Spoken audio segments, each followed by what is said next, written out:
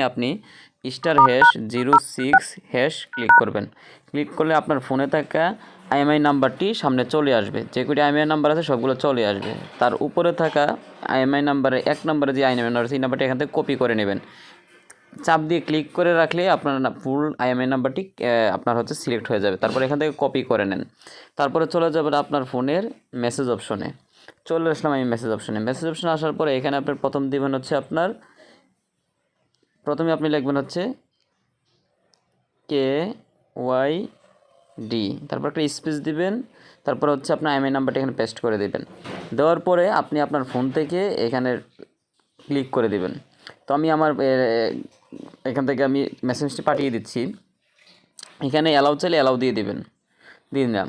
এখন কথা দেখেন আমি 1:44 মিনিটে কিন্তু আমার আইএমআই নাম্বারটা চেক করে নিয়েছি। তারপর আপনাদের লাইভে দেখালাম। দেখেন আমি এখানে যখন মেসেজটি পাঠালাম সাথে